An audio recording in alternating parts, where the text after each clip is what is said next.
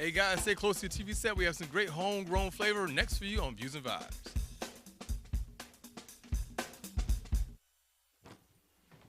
Hart, what's going on? I'm leaving. Why? What did I do? Not enough. You constantly ignore me. You barely eat anything healthy. You're half as active as you used to be. The pressure is just too much. I quit. Okay, I get it. I'll do better. Just, please, don't leave. Okay. But remember, if I go, you go. Listen to your heart. Don't let it quit on you. Uncontrolled high blood pressure could lead to stroke, heart attack, or death. Get yours to a healthy range before it's too late.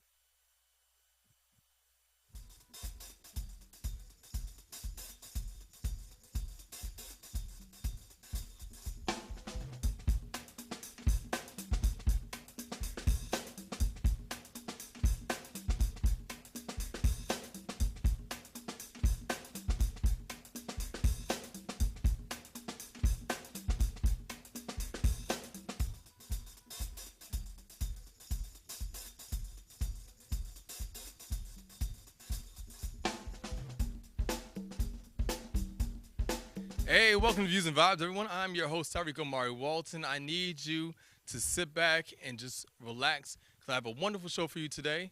Coming to you from your town of Washington, D.C., please welcome Andaiye.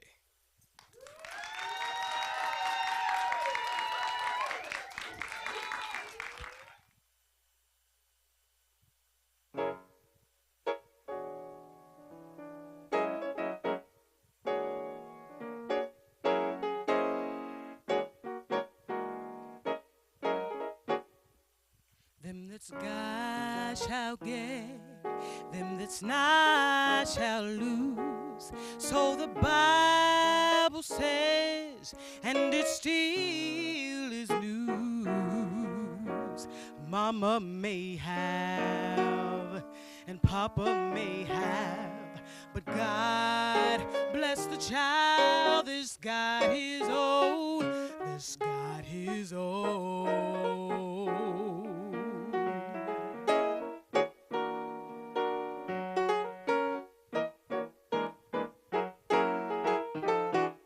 So the rich get more while the weak ones fade. Empty pockets don't ever make the grade. A mama may have and Papa may have, but God bless the child that's got his own, that's got his own.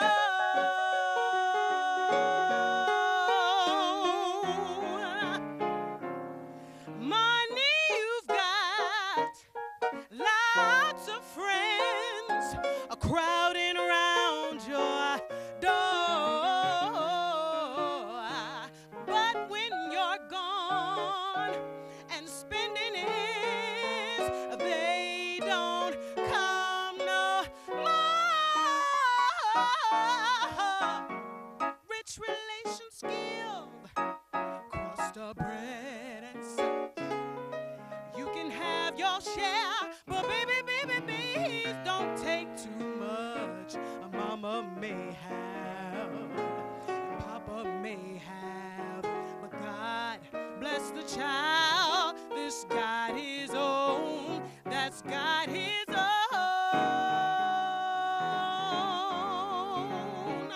that's got his own, that's got his own,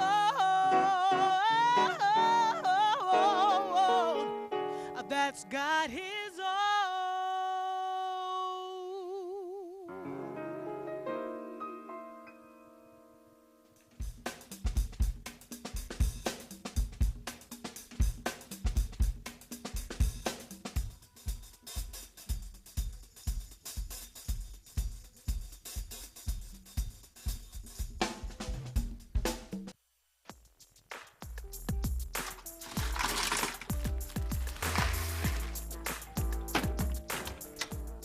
Thank you.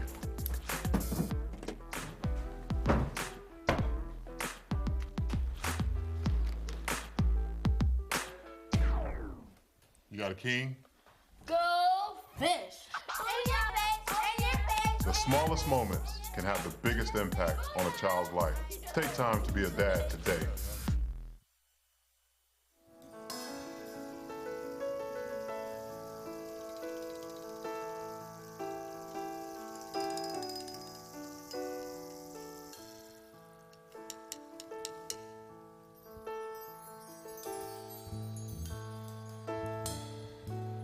Welcome back to Views and Vibes, everyone. You just got done seeing a fantastic performance from my guest today, my good friend, Andaiye. Welcome to Views and Vibes. Thank you, Tariiq. Good to be here. Good to finally have you here. I know. We've been talking about this for how long now? I know.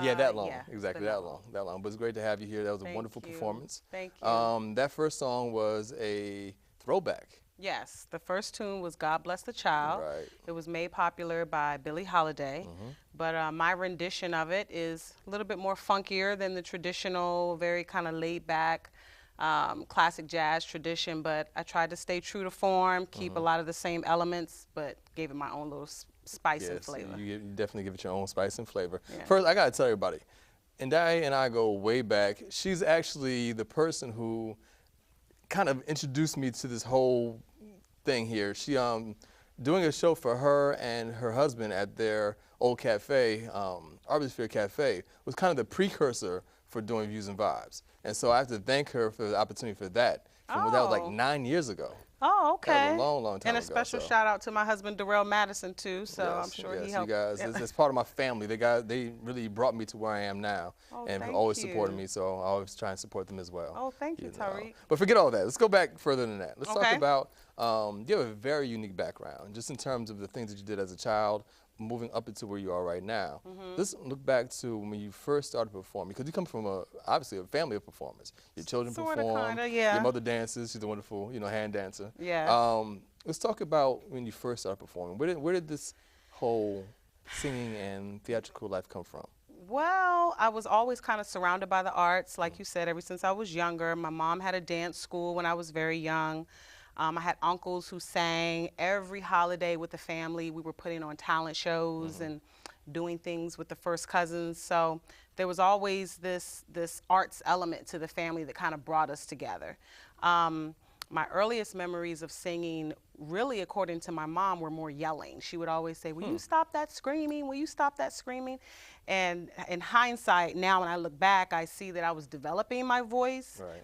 And strengthening my voice. So I didn't actually have my first professional gig until I was 15. I was living overseas at the time, and I actually performed in a venue that I wasn't even old enough to be in. It was a club, an NCO club. So, and I was doing a Motown review, so I was singing. At 15? At 15, Wow. I was singing Aretha Franklin songs and Dionne Warwick, all these classic songs. And to be at that age, to be able to interpret those songs was quite, a lot of my audience was impressed with that. So I was pretty hooked from that point, that I saw that I could move an audience and have an influence on the audience with my music. And my mom at that time continued to put me into all kinds of talent competitions and things like that. There was a Star Search circuit in Europe at the time. We were in the military, so I did that circuit. And would just do a lot of local performances and stuff in school. Of course, I studied music in school. I was in the band and all that kind of stuff. So those were the beginnings of just creating my musical ear, my theory, and my improvisation and things like that. Without me intently knowing it, that was the beginning. Now, you weren't only performing in venues like that. You're also doing some theater work as well, right? Yes. Okay. Yes. So I do have a background in theater. Actually, one of my degrees is in theater. And while living overseas, my mother and I, actually both of us together as mother and daughter, we were in a play called 42nd Street, a very popular play. I remember that. And we starred in it at the Frankfurt Playhouse. And so I've always kind of I've loved to do theater, music, dance. I love all of the arts disciplines, but music seemed to be the one that came most natural to me and didn't take as much effort and training as some of the other ones did. But I do have an appreciation and an understanding for some of the other modalities, so yeah. Right. Well, when you left Europe, I guess. You guys were in Europe and in Asia as well, right? South America. South America. That's right, Brazil. Yes. But when you came back, how old were you when you came back to the States? So I came back to the States. I was already high school. Okay. And at that time, I had some extended family that was living in LA at the time. We came back to California. Okay. And they had been kind of following me and seeing my growth in music, and they suggested that I audition for the Los Angeles School for the Arts, which I did, and I got in. And so I finished my schooling in high school there, and created some really great relationships, and continued to just build my musical ear and collaborate more. You know, when you're young and you're not moving to LA and being with other artists, it was like, wow, you know, I fit in. Right. You know, we understood each other. And just like the movie Fame, it was very much like that. You know, at lunch, hitting on tables, making music, getting on chairs and dancing. It was very much like that. So I kind of took my art to the next level while I was living there. Now, did you begin to develop your writing skills at that time? Yes. Okay, So songwriting was a part of the curriculum there. Okay. And let's see, this was back in the in the early 90s. So, you know, music at that time, you know, some of the big artists were like Mary J. Blige, and some of like the beginnings of what we call neo soul now were beginning to emerge at that time. And actually, one of my colleagues that I went to school with, is kind of a well-known R&B artist, John Buck. He was in the same graduating class with me, and we did some writing together at that time. But it was just writing music and being creative, and you know, we were all trying to find our way, trying to figure out what we were going to do after high school with our music. So I did dibble and dabble in some writing at that time. And so you graduated from high school there. Yes. And then you went to college in? I went to college in Clark Atlanta University. I Correct. started there. I did not finish there, Right. but I did begin there. And at that time, and believe it or not, I didn't really stay in music at that time. I think In terms of your schooling, or just in terms of in performance? terms of schooling, in terms of performance, Really? it was kind of a silent period for me when Really? I went south, and I think I was kind of, you know, when you graduate from high school, you're doing a lot of soul searching, and I had been in the arts so much at that time. I think, well, not to mention you have Morehouse, Morris Brown, Spelman College. I mean, that could have contributed to some of the distractions too. Distractions. Just a little bit. Distractions. So Okay. That explains I was a lot. having a really good time in college. A little bit too much fun. And but you know, I kind of took a break from music for a minute. And I was doing little musical things here and there, but I wasn't really concentrated on music at the time. It wasn't until I moved back to this area actually in 2000, after moving around with my family and all of that, that I rediscovered and decided I wanted to recommit myself to my music. So it kind of was always there right beneath the surface, patiently waiting for me to find myself and come back around. So since 2000, I've been even more aggressively just pursuing my music and listening, and really trying to do more writing. Well, you mentioned the influences that you had back in the early 90s in terms of more of the soul and R&B back then, but you have a very jazzy sound. Yes. You know, where did you develop that? Where did that come from? Well, I think just my parents, especially my dad. My dad is a avid jazz lover. Okay. So I grew up listening. He would make tapes for me, the Manhattan Transfer. I grew up listening to Bobby McFerrin, you know, Miles Davis, John Coltrane. We studied a lot of jazz in high school. Okay. Nancy Wilson. But in terms of the vocalist, I really find myself emulating or listening more to like Melissa Moore. These were the women of my era. Okay. Melissa Morgan, Patrice Rushen. Who's the one that was married to Ronald Isley? Angela Stribling. Not Stribling. Angela Winbush. Right. Angela Winbush. So Right. these are the women who had an influence on me at the time in the 90s. Right. Yeah. But they still have more of an R&B sound. They you know? do. And They so, do. But the jazz, though, you know, I mean, you said that you studied it in high school. Your father, you know, his albums and everything influenced you. Were there any particular jazz artists, like, was it like a Sarah Vaughan or? Yes, I do. I do, of course, love all the jazz greats: Ella Fitzgerald, Sarah Vaughan. But I can't really say that I really studied jazz. It's almost like jazz chose me. Right. The genre kind of chose me, and it kind of comes out in my voice, kind of you know, in a kind of metaphysical kind of way. I don't have any other way to explain it. Right. And people sometimes say, you know, you sound like so-and-so, or you sound like, and there's sometimes there are artists that I'm not really familiar with, but which encourages me. It wasn't even intentional at all. It wasn't intentional. Right. It wasn't intentional. Maybe my ancestry or something way back in the day. It's your roots, girl. It's my your roots. You know, Right. it's in there somewhere, so I just connect with it. Right. But yeah, it chose me. Right. It chose me, definitely. Yeah. I mean, it's obvious. I mean, you have a very, obviously you have the soul thing, but the jazz is very heavily, I mean, I think, you know, jazz influences soul anyway. Yeah. In so many different ways, but you can see it definitely in the way that you perform, in the way that you present yourself, and without a doubt in the way you sing. But we have to actually go to a quick break. Okay. When we come back, we'll have some more time to spend with Andaiye and another performance later on. So come back after this break.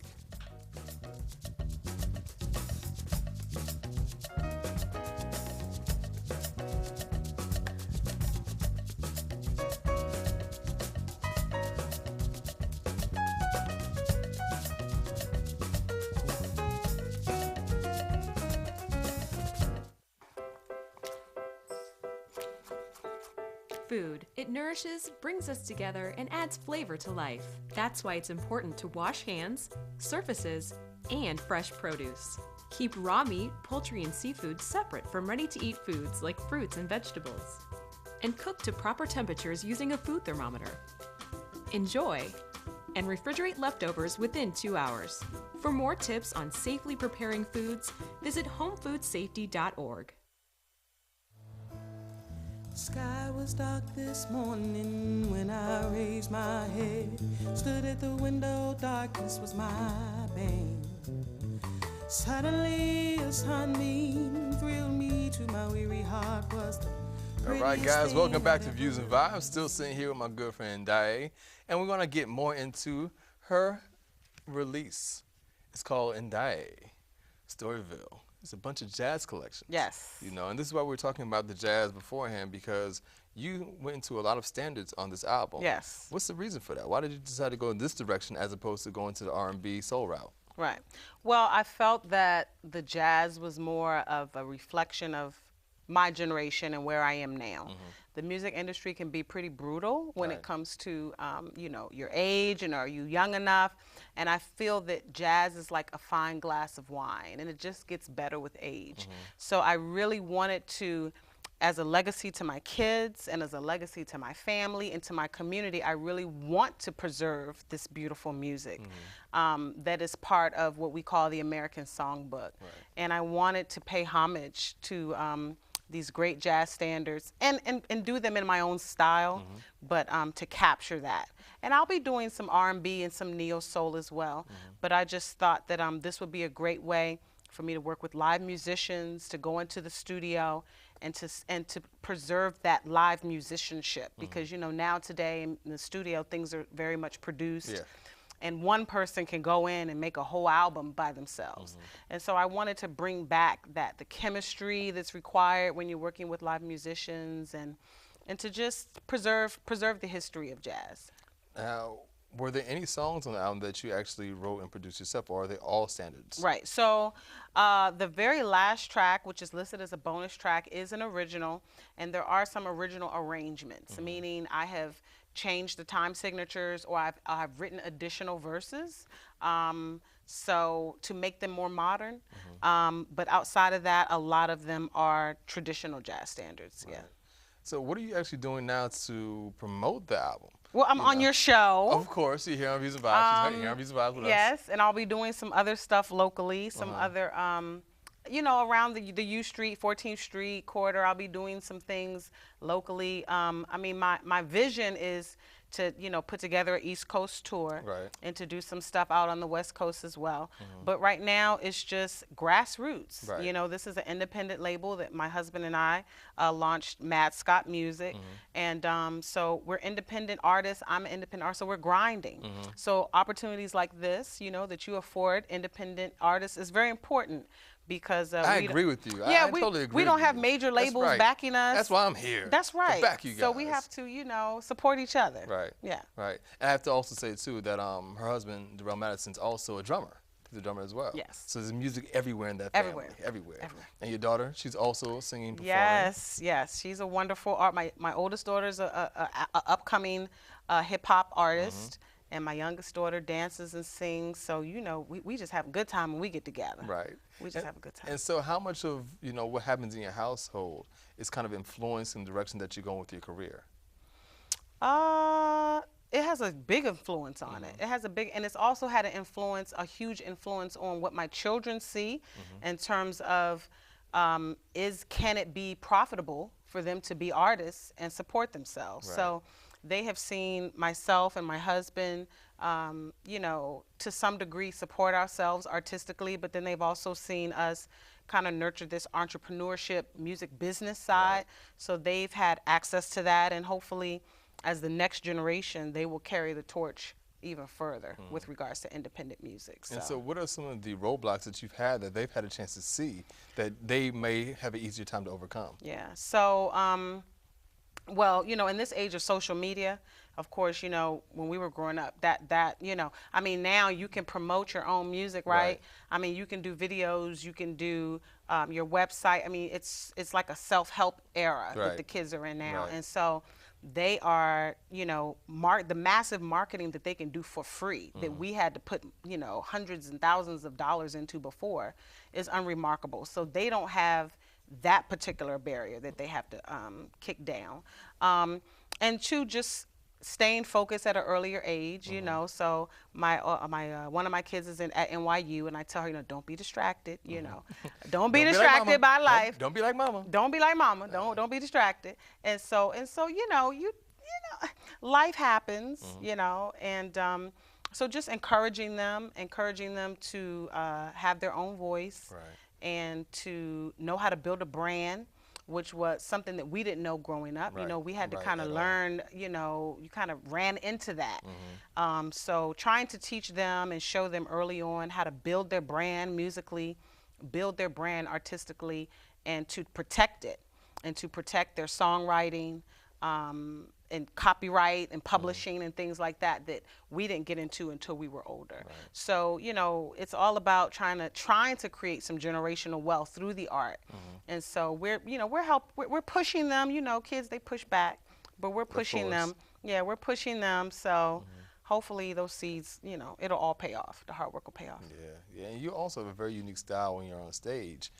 Which do you prefer? Do you prefer being on stage performing in front of audiences, or after this experience of doing this album and other albums you've worked on in the past, do you prefer being in the studio? Absolutely. I'm a live performer. Because I have that theater and the dance background, when I'm on stage, it's like, you know, it's everything. And I get to incorporate my percussion background. I get to incorporate my dance background, my audience participation. And you really, you know, it becomes a very, you know, life-changing experience when you're giving and getting energy from the audience. So, and I interact with my musicians a lot. You know, even on my small segment, you'll see me trying to feed off of the musicians because, you know, it's very organic. So I absolutely prefer to perform on stage.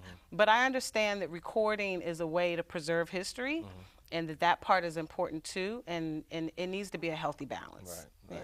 I have to tell you guys, I'm a little spoiled because I used to get to see her perform almost every Friday night, right? Every Friday night for like 2 years. I would do my thing on Tuesday nights doing a discussion forum, but then every Friday night she'll be performing. So I got to see her. I forgot about the percussion piece, you know, up there playing, dancing and singing. And so you saw, you know, the natural performer that you are. You know, she always had it. So I was glad to see that happen. Now, in terms of moving forward, do you plan on doing more music? Do you plan on, you know, coming out with another jazz album? Do you plan on doing an R&B, soul album? So I'm in the studio now working on a second project, and it's going to be a lot more R&B, kind of neo-soul focused. And I'm also gearing up for a big show, so you'll get to see me perform. I have a show coming up in June. Tuesday, June 30th, I'm going to be making my debut at the historic Blues Alley. And so I'm really excited about that. We want to sell the show out, pack the house. And give the audience a show that they won't forget. And where can they find more about you? Do you have a website? So they can find out about me on I have an artist e-card website. Okay. It's artistecard.com/Andaiye Sings. Of course, I'm on Facebook, but you can go to bluesalley.com to buy tickets. Okay. And the tickets are going fast. Okay. So people, Okay.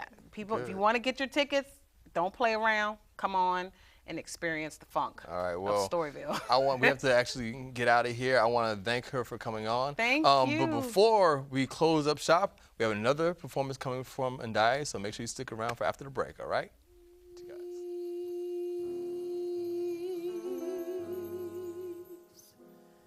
Drift by my window.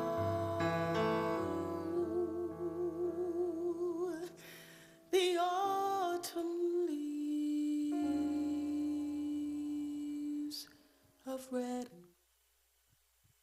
Mom and I have a lot in common. The great outside. We both love the outdoors. So shiny. That's not a flower. We both love geology. Oh, look. An igneous one. That's not a rock. And she knows a lot about wildlife. A labradoodle. That's not a dog. Hanging out has been kind of fun. You don't have to be perfect to be a perfect parent. Thousands of kids in foster care will take you just as you are. And drown in her past regrets. I'm moody all the morning, morning all the night, and in between is nicotine. Not much hard to. Well, that's going to do it for us tonight on Views and Vibes. Before we go, I want to thank my good friend Andaiye for coming on and performing today. If you want to find out more about Andaiye, please go to our website, viewsandvibes.com. Until next time, I'm Tariiq Omari Walton, taking you out with one more song. Here is Andaiye.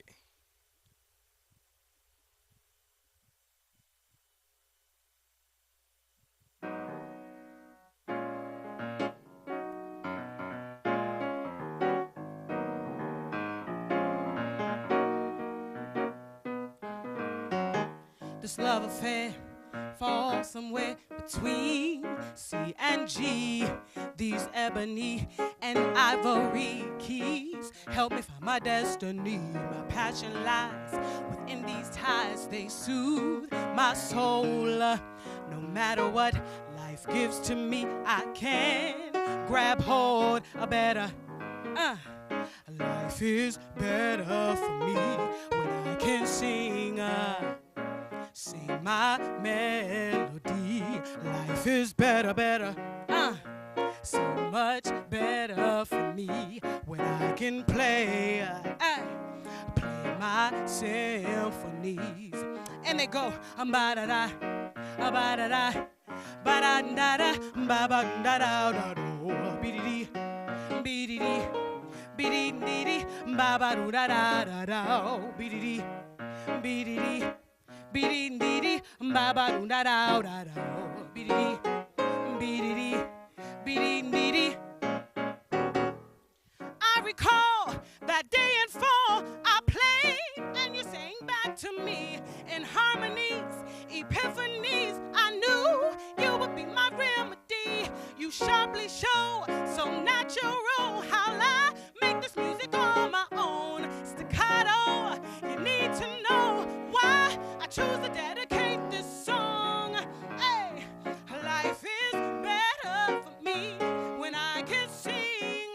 Yeah, I sing my melodies. Life is better, so much better for me when I can play. Yeah, I play my symphonies, and they go ba-da-da, ba-da-da, be-dee-dee-dee, ba-ba-doo-ba-da, boo-ba-oh, be-dee-dee, be-dee-dee, be-dee-dee-dee, ba-ba-doo-ba-da, doo-da, be-dee-dee, be-dee-dee, be-dee-dee-dee, ba-ba-doo-ba-da, boo-ba-oh, be-dee-dee, be-dee-dee, be-dee-dee-dee.